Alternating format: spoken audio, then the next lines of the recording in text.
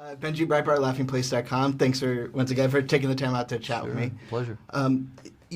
This is the third trip to Pandora in the films, and now that we know the world and the Sully family, did this allow you to go deeper? There's some great family dynamic stuff that really is intense. I think you're saying it actually perfectly. You're almost answering your own question. If I had to look at this film from afar, I would say, we've already showed you the world. We've showed you the potential of it. We want to still deliver on adventure and action and the new things, but I gave myself permission to work with the actors to go deeper on the characters. And we established some new characters, the kids, in The Way of Water. Now let's go on their journey a little bit more. So we follow them as much as we follow the parents in Jake and Neytiri, and we challenge everybody. We really push them to the edge, and we gave ourselves permission to do that. Take the most beloved character, Neytiri. Now show that her reaction to grief and loss is utter hatred of the humans. That makes her a racist. Okay, fine. Let's see where that takes us. This was the brief with the writers. Let's just go for it, and that was the brief with the actors. Let's not always try to be winning approval from our audience. Let's take them on a darker and deeper journey. And so far, people have been really responding to that. Like, wow, we really feel like we've been through something. Because you know me, I don't really say I like a happy ending, but I like resolution that's satisfying. That's satisfying emotionally. And if that means you tear up, great. Yeah, I definitely teared up. But good. With the release of this film, it seems like you're giving us a bit of a glimpse behind the curtain. There's that fantastic documentary on Disney Plus, Fire and Water, making the films. I've never done that. And what inspired you to do it this time? Because I think people don't understand what we do, and I got a little nervous that people think that these performances are just womped up using AI. They are not. It's not coming out of my brain into an AI. It's coming out of my brain as a writer, given to the actors as a baton pass, and then they take these characters, and we work for months. I mean, we actually captured for 18 months on these two films because we did them together, right? And so I think that I just felt that the actors were getting overlooked in terms of their contribution to this world.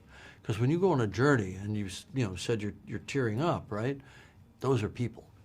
Now, there are people that are being done in a new cinematic way, using CG. I think of it as CG or digital makeup. It's not character formation like with generative AI, where you can just make up a character, and you can make up the actor to play that character. That's not what we're doing here. I just thought it was time to clarify how actor-centric our process is and how it all comes from the human heart and their lived experience as people, refracting through their characters. I think I did the actors a disservice by keeping it all hidden before, because I didn't want the magic to be, kind of evaporated by seeing people in capture suits. But I think it was a mistake because it's a disservice to the cast.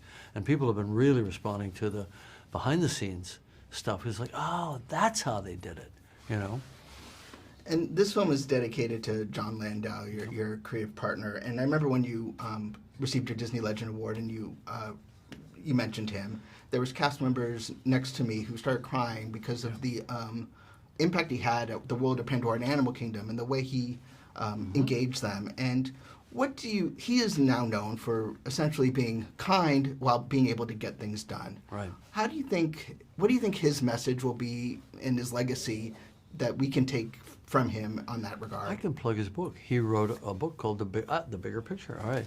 So he talks about his own perspective on it. And Jon was quite wise. If you think about it, there aren't any producers that I can think of offhand that achieved the level that he achieved in Hollywood. His legacy, right now, 3 out of the 4 highest grossing films in history, huge hits.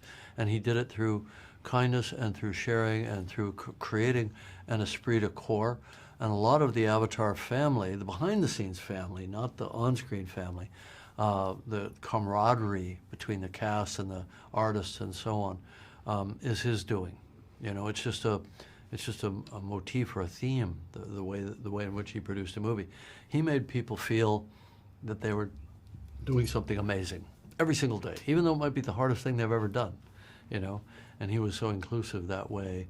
And I think we balanced each other. I think he constantly reminded me of the importance of that, not by telling me, but just by showing me, you know. And so now it's our job as the continuation of that Avatar family to keep that camaraderie and that mutual respect and that sense of fun, that sense of play. I mean, if you ever met John, I don't know if you ever did, but, you know, he was pretty zany, you know, and a lot of bad puns and, you know, practical jokes and things like that. So, you know, it's sort of my epiphany in this work has been the harder the work, the more you have to play while you're doing the work, and the more you have to see the people that you're with. You know, when I started out in my career, the movie was the most important thing, and everything along the way didn't matter.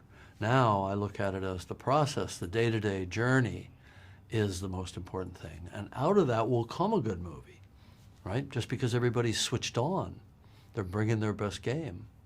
Well, congratulations. Time's wrapped up, but I appreciate the time, and thank you so much. Okay, great. Thanks for asking. Good luck.